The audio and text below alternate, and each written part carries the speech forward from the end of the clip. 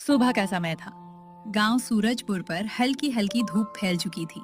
खेतों में किसान अपने बैलों के साथ काम पर निकल चुके थे। कहीं पक्षियों की चहचहाहट सुनाई दे रही थी, तो कहीं चूल्हों से उठता धुआं पूरे गांव में फैल रहा था। लेकिन गांव के एक छोटे से कच्चे घर में सन्नाटा पसरा हुआ था। उस घर में रहता था रामू।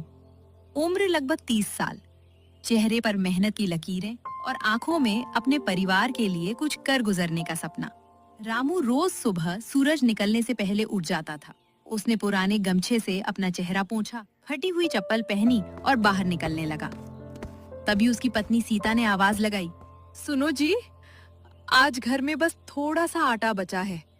अगर आज भी मजदूरी नहीं मिली तो रात का खाना बनाना मुश्किल हो जाएगा। उसने सीता की तरफ देखा और हल्की मुस्कान के साथ बोला, चिंता मत कर सीता, भगवान ने चाहा तो आज काम भी मिलेगा और पैसे भी। ये कहकर वो गांव के चौक की ओर चल पड़ा, जहां रोज मजदूर काम मिलने का इंतजार करते थे। चौक पर पहले से ही कई मजदूर खड़े थे। तभी एक जमींदार आया। मुझे सिर्फ 4 मजदूर चाहिए। सभी लोग उसके पीछे दौड़ पड़े। रामू भी उम्मीद लेकर आगे बढ़ा, लेकिन जमींदार ने दूसरे लोगों को चुन लिया।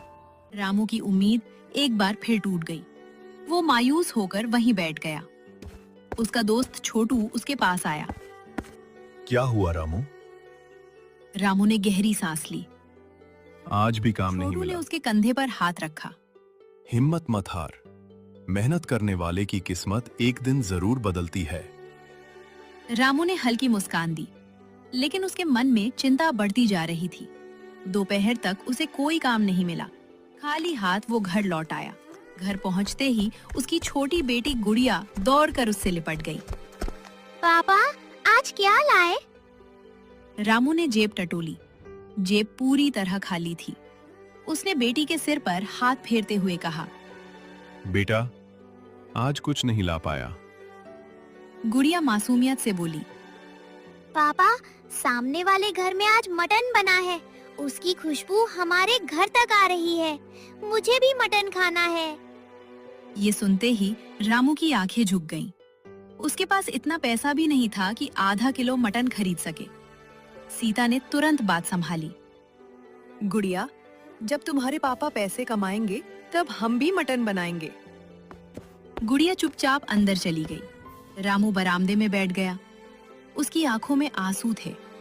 वो मन ही मन सोचने लगा। शाम ढलने लगी। रामू गांव की सड़क पर यूं ही टहल रहा था। तभी उसने देखा कि गांव के बाहर एक मटन करी का ठेला लगा था। वहां ग्राहकों की लंबी लाइन लगी हुई थी। लोग बड़े चाव से मटन करी खा रहे थे। कोई कह रहा था, वाह, ऐसा स्वाद तो शहर में भी नहीं मिलता। दूसरा बोला, कल भी यहीं आएंगे। रामू कुछ देर तक उस ठेले को देखता रहा। फिर उसके मन में एक विचार आया। अगर एक ठेला इतना अच्छा चल सकता है तो मैं क्यों नहीं कर सकता। उसे अपनी माँ की याद आई, जो बचपन में बहुत स्वादिष्ट मटन करी बनाती थी। रामू ने भी उनसे वो तरीका सीखा था। उसकी आंखों में पहली बार उम्मीद की चमक दिखाई दी। वो तेजी से घर की ओर भागा। घर पहुंचते ही उसने उत्साहित होकर कहा, सीता, मुझे एक रास्ता मिल गया। सीता ने हैरानी से पूछा, क्या हुआ? रामू बोला, मैं मजदूरी के भरोसे नहीं रहूंगा। मैं अपना मटन करी का ठेला लगाऊंगा। सीता कुछ पल चुप रही। लेकिन ठेला, बर्तन, मटन, ये सब आएगा कहां से? रामू ने घर के कोने में रखा पुराना लकड़ी का ठेला दिखाया। याद है, यह ठेला पिताजी का था। इसे ठीक कर लेंगे, कुछ पैसे उधार ले लेंगे। अगर मेहनत करेंगे तो सब लौट जाएगा। सीता ने रामू की आंखों में पहली बार आत्मविश्वास देखा। वो मुस्कुराई, अगर तुमने ठान लिया है तो मैं भी तुम्हारा पूरा साथ दूंगी। रामू ने राहत की सांस ली। उसी समय गुड़िया बाहर आई। पापा, क्या हम भी मटन खाएंगे?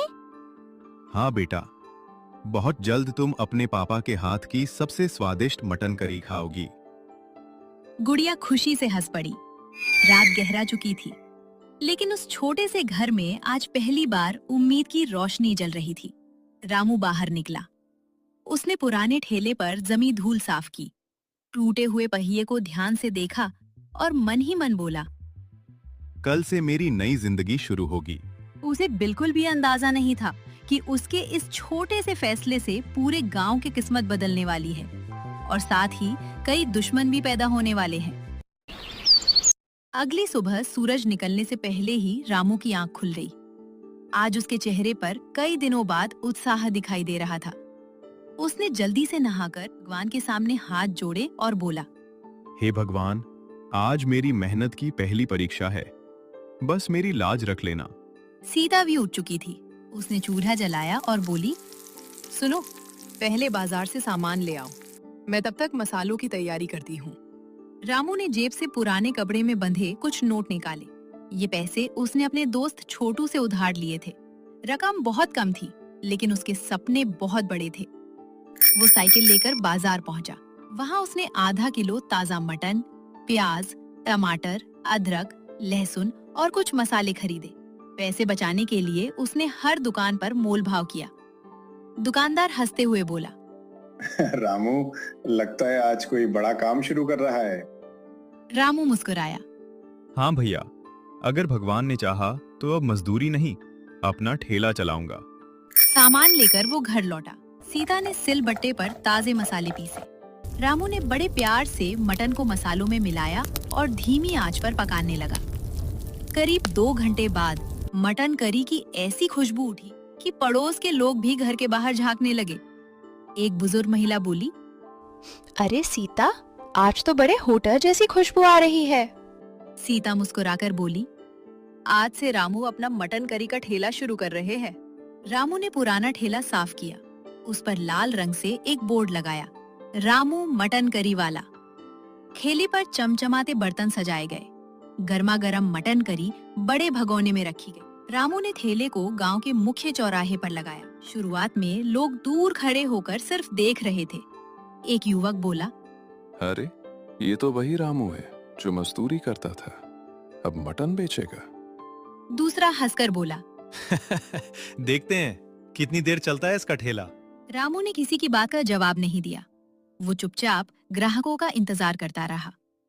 करीब आधे घंटे बाद एक बूढ़ा किसान उसके ठेले के पास आया। बेटा, जरा एक प्लेट देना, खुशबू तो बहुत अच्छी आ रही है। रामू ने मुस्कुराकर चेहरे पर मुस्कान फैल गई। वाह रामू, ऐसा स्वाद मैंने वर्षों बाद खाया है। उसकी आवाज सुनकर आसपास खड़े लोग भी ठेले की ओर आने लगे। ग्राहक लाइन में खड़े हो गए। रामू और सीता तेजी से प्लेटें परोसने लगे। दोपहर तक पूरा भगोना लगभग खाली हो चुका था। रामू को अपनी आंखों पर विश्वास नहीं हो रहा था। उसने पहली बार अपनी मेहनत से अच्छी कमाई की थी। शाम को जब वो ठेला लेकर घर लौटा तो गुड़िया दौड़ती हुई आई। पापा, आज ठेला चला?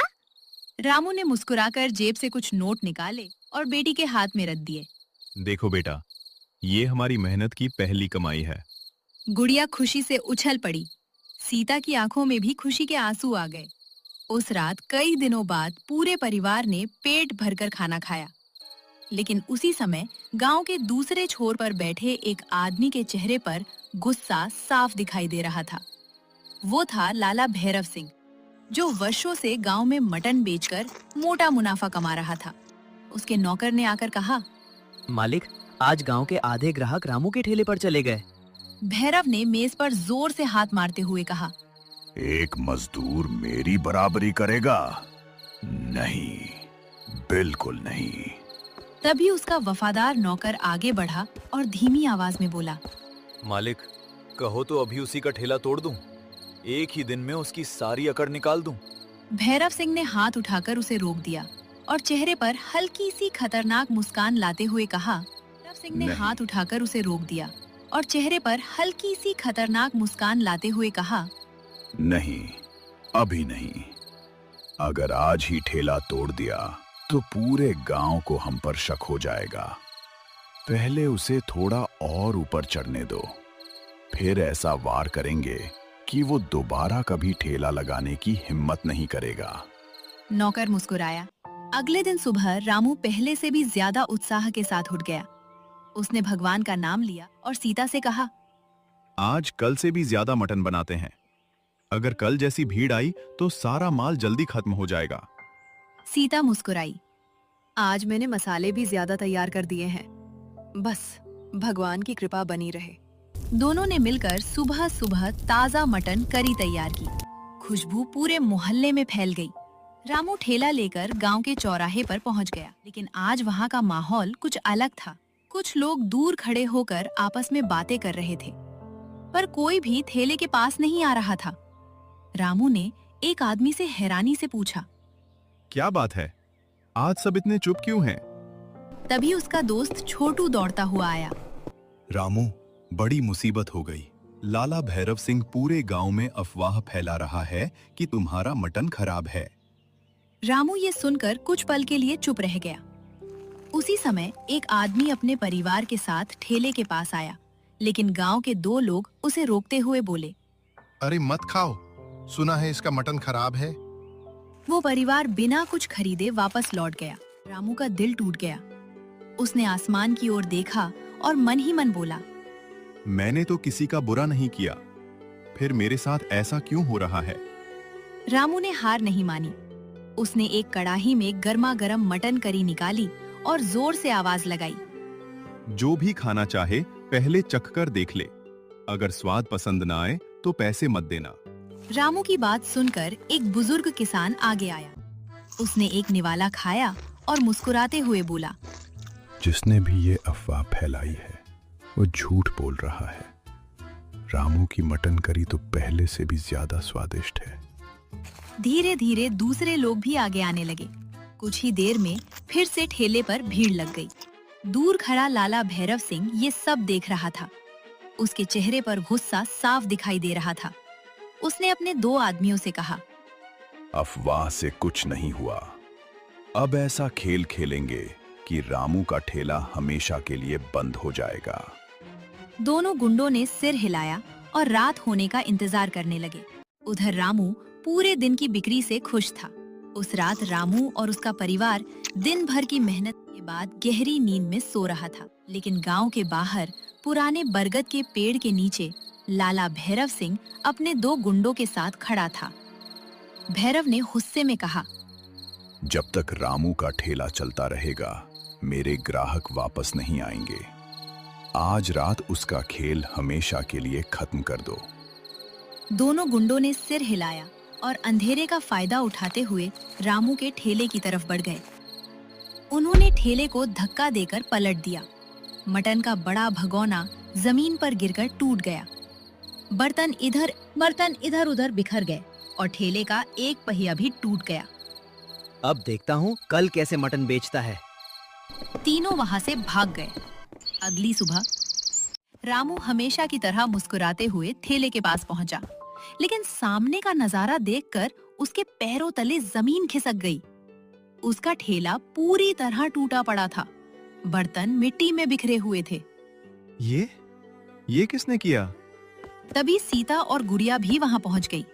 गुड़िया रोते हुए बोली, पापा, हमारा ठेला किसने तोड़ दिया? रामू कुछ बोल नहीं पाया। सीता ने टूटे हुए ठेले को देखा। अगर ठेला टूट गया है तो क्या हुआ? हमारा हौसला तो नहीं टूटा। हम इसे फिर से खड़ा करेंगे। रामू ने अपनी आंखों के आंसू पोंछे। हाँ, मैं हार नहीं मानूंगा। तभी छोटू दौड़ता हुआ आया। रामू, मैंने रात को 3 लोगों को यहाँ से भागते देखा था। उनमें से एक लाला भैरव सिंह का आदमी था। रामू का चेहरा खुश। हम इसे फिर से खड़ा करेंगे। रामू ने अपनी आंखों के आंसू पोंछे। हाँ, मैं हार नहीं मानूंगा। तभी छोटू दौड़ता हुआ आया। रामू, मैंने रात को 3 लोगों को यहाँ से भागते देखा था। उनमें से एक लाला भैरव सिंह का आदमी था। रामू का चेहरा गुस्से से लाल हो गया, लेकिन उसने खुद को संभाल लिया। बिना सबूत के मैं किसी पर आरोप नहीं लगाऊंगा। पहले सच सामने लाना होगा। छोटू बोला, तुम ठेला ठीक करो। भैरव की सच्चाई मैं पूरे गांव के सामने लाकर रहूंगा। उधर अपने बड़े मकान की छत पर खड़ा भैरव दूरबीन से ये सब देख रहा था। वो जोर जोर से हंसने लगा। रामू, अब तू कभी खड़ा नहीं हो पाएगा। लेकिन उसे बिल्कुल भी अंदाजा नहीं था कि उसकी सबसे बड़ी गलती अब उसी पर भारी पड़ने वाली है। अगली सुबह पूरे गांव में एक ही चर्चा थी। किसने रामू का ठेला तोड़ा? गांव के लोग एक एक करके रामू के पास आने लगे। किसी ने लकड़ी दी, किसी ने पहिया, तो किसी ने नए बर्तन खरीदने के लिए पैसे दिए। एक बुजुर्ग किसान बोला, रामू, तुमने कभी किसी के साथ धोखा नहीं किया। अब पूरा गांव तुम्हारे साथ खड़ा है। रामू की आंखें नम हो गईं। आप सबका ये एहसान मैं कभी नहीं भूलूंगा। उधर छोटू लगातार सच्चाई पता लगाने में लगा हुआ था। शाम होते होते उसे एक बड़ा सबूत मिल गया। गांव के एक युवक ने अपने मोबाइल में रात का वीडियो रिकॉर्ड कर लिया था। वीडियो में साफ दिखाई दे रहा था कि भैरव सिंह के दोनों आदमी रामू का ठेला तोड़ रहे थे। अगले दिन सरपंच ने पंचायत बुलाई। पूरा गांव चौपाल पर इकट्ठा हो गया। सरपंच ने कहा, जिसके पास जो कहना है सामने आकर कहे।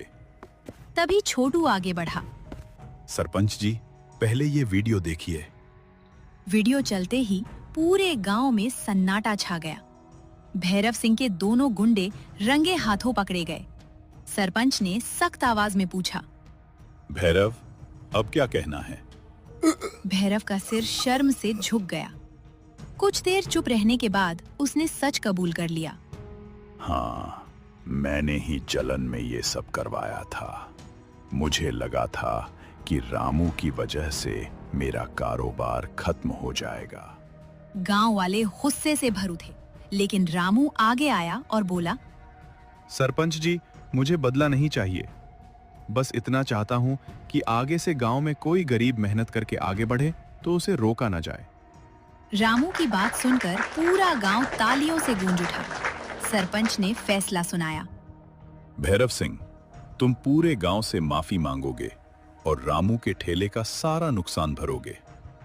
भैरव ने हाथ जोड़कर कहा, रामू, मुझे माफ कर दो।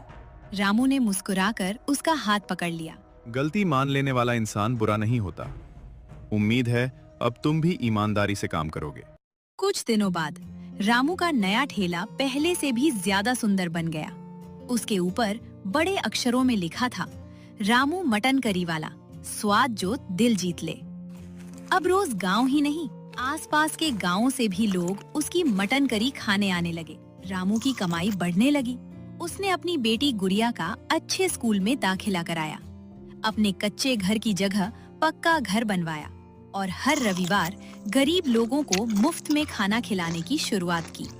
एक दिन गुड़िया मुस्कुराते हुए बोली, पापा, आपने कहा था ना कि एक दिन मैं आपके हाथ की सबसे अच्छी मटन करी खाऊंगी। रामू ने प्यार से उसकी प्लेट में मटन करी परोसी। पूरा परिवार एक साथ बैठकर खाना खाने लगा। रामू ने आसमान की ओर देखा और मन ही मन कहा, धन्यवाद भगवान, आपने मेरी मेहनत को बेकार नहीं जाने दिया। सूरज ढल रहा था, लेकिन रामू की जिंदगी में एक नई सुबह शुरू हो चुकी थी। अगर आपको रामू की ये संघर्ष और सफलता की कहानी पसंद आई हो, तो वीडियो को एक जबरदस्त लाइक करें। ऐसे ही दिलचस्प गांव की कहानियां देखने के लिए हमारे चैनल को सब्सक्राइब करना बिल्कुल ना भूलें और बेल आइकन दबा दें ताकि हर नई कहानी सबसे पहले आप तक पहुंचे। अपनी राय हमें कमेंट्स में जरूर बताइए।